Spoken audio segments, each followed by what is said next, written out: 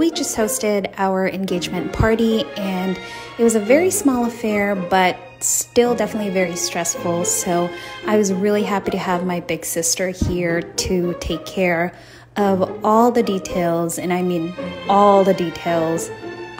We enjoyed delicious food that we catered from the Irvine Grill, and then my sister did this amazing charcuterie table all by herself. We did our little welcome speeches and then really just spent the afternoon with our close family and friends. We also played some games, and I learned the hard way that the crowd is heavily biased towards the groom, even my friends. Who is funnier?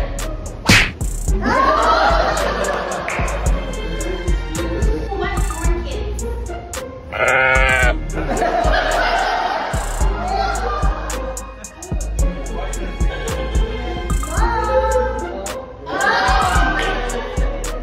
Overall, this was such a beautiful day for us, a beautiful chapter, and we had such a great time spending it with our family and friends, and we can't wait to visit our venue in June.